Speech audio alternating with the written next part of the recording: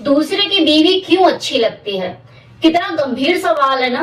मतलब यूपीएससी के इंट्रो में आप लोगों से पूछा जाएगा। वैसे ये ऐसा सवाल है जो कि ज्यादातर पुरुषों के दिलो दिमाग में चलता ही है। दुनिया में शायद ही ऐसा कोई पुरुष होगा, शायद, जिसका दिल दूसरे की बीवी पे कभी ना आया हो, उसका दिल उसके लिए ना धड़का हो। दरअसल होता जानते हो क्या है, शुरुआती दौर में हमें वही चीजें दिखाई जा रही होती है जो वो हमें दिखाना चाहते हैं। अब किसी पराये मर्द की जो बीवी आपके सामने नौकरानी के अवतार में तो आएगी नहीं। हर दूसरे की बीवी खुद का एक स्टेटस सिंबल तो मेंटेन करती है, वो चाहे घर में जैसी भी रहती हो, लेकिन अगर उसे पता है कि हाँ उसके हस्बैंड का दोस्त आज घर पे खाने पर आने वाला है या कोई बाहर का सगा संबंधी कोई आने वाला है, तो वो खुद को आप लोगों के सामने प्रेजेंटेबल सज धज कर ही दिखाएगी। आपको चाय के लिए भी पूछेगी, सलीके से बात भी करेगी कि अच्छा इंप्रेशन आपके दिलो दिमाग पर छोड़ने की चाहत उसकी होगी ही। जाहिर है वो अच्छी लगेगी, क्योंकि दूर से दिखता हुआ गुप्त खजाना है ना, आपकी पहुंच से बाहर है, तो एक आकर्षण बना हुआ है जो आपको बार बार उसकी तरफ खींचेगा और आप खींचेंगे। अब जरा दूसरे की बीवी से हटकर खुद की बीवी के ऊपर भी बात कर लेते हैं कि जब वो नई नवेली दुल्हन बनकर आई थी तो कैसे रहती थी। नौकरानी की तरह रहती थी, फटे हाल में सज धज कर आपको रिझाने की कोशिश भी उसकी रहती थी, और हाथों में चूड़ी खनकती रहती थी, चेहरे पे एक चमकती, मतलब इधर उधर टहलती रहती थी। आपकी जो नजरें थी उसके ऊपर से कभी हट ही नहीं पाती थी। अच्छी लगती थी ना, सलीकेदार अंदाज में आपसे बात करती थी, आप उसके ऊपर उसी तरह से लट्टू रहते थे जैसे अभी आप दूसरे की बीवी को देख कर रहते हो। इनका हाल तो ये था कि दोस्तों से मिलने वाले तानों को भी हंसकर नजरअंदाज कर दिया करते थे कि यार भाई तो आजकल बिजी हो गया, दोस्तों के लिए तो फुर्सत ही नहीं है। धीरे धीरे टाइम बढ़ता गया, उसके ऊपर आपने और आपके परिवार ने जिम्मेदारियों का बोझ डाल दिया, जिससे उसने आपकी खुशी के लिए और आपके परिवार की खुशी के लिए उठाना भी शुरू कर दिया। अब कुछ जिम्मेदारियां ऐसी होती है जो कि सज धज कर नई नवेली बहू की तरह नहीं उठाई जाती, उसके लिए आपको नौकरानी के अवतार में आना ही पड़ता है। कोई औरत साजो श्रृंगार करके अपने डिजाइनर साड़ी पहनकर तो झाड़ू पोछा नहीं लगाएगी ना कि यार मैं झाड़ू पोछा लगाने जा रही हूँ, जरा मैं सज लूं।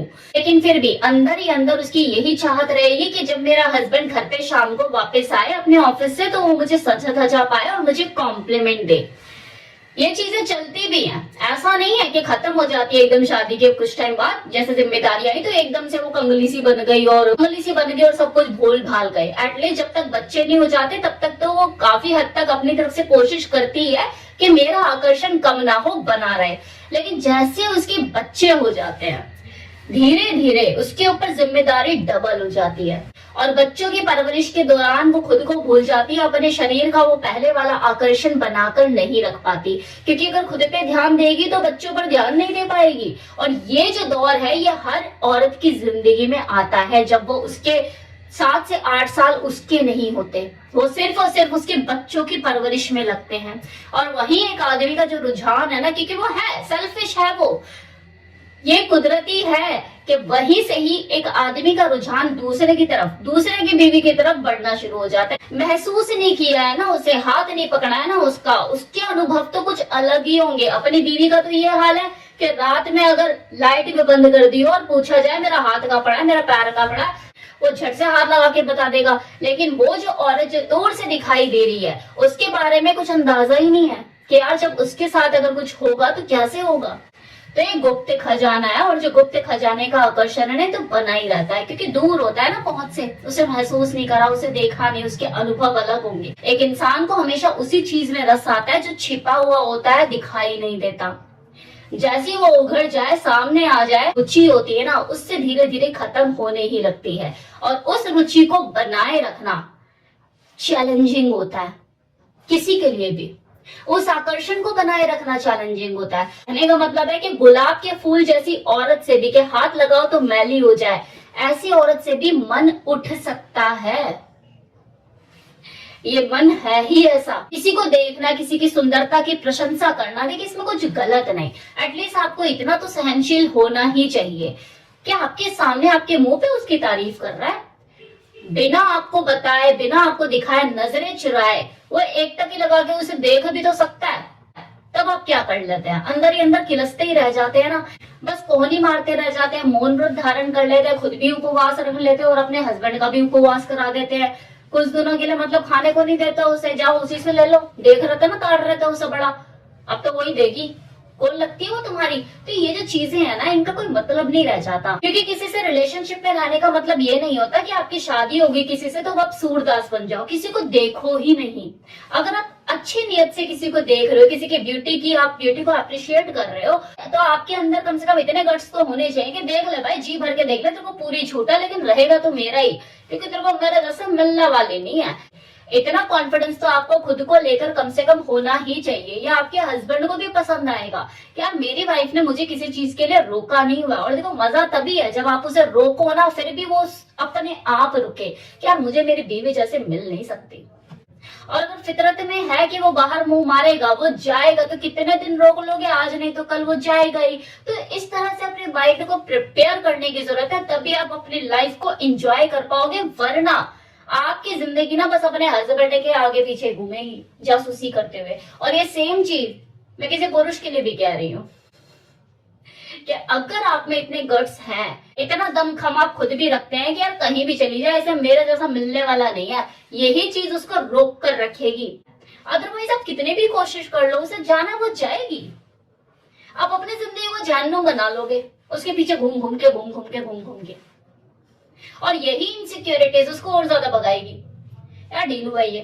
फिर आकर्षण चीज ही ऐसी है, इससे कोई नहीं बचा, और हमेशा आकर्षण हमें उसी चीज से होता है जो हमसे दूर होती है, वही हमें लुभाती है, अपनी तरफ खींचती है। ये इतना भी इम्पोर्टेंट ना हो तो शादी ब्याह में जो अरेंज मैरिज होती है, जब आप लड़का लड़की देखने के लिए जाते हैं अपने बच्चों के लिए, तो क्या देखते हैं, सबसे पहले यही बोलते हैं लड़का दिखने में कैसा है, रंग रूप कैसा, कद काठी कैसी, देखा जाता है ना। तो शुरुआत देखो यहीं से होती है।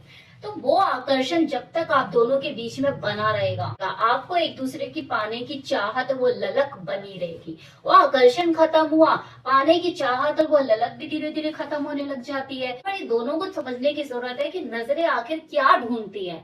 आकर्षण जो आप दोनों के बीच में खत्म हो चुका है एक दूसरे को लेके, इस आकर्षण को वापस लाने की जरूरत है। सोचिए कि जब आप एक दूसरे पर फिदा हुए रहते थे तो आप कैसे दिखते थे, कैसे लगते थे। क्या आप वैसे दिखते हो, वैसे लगते हो?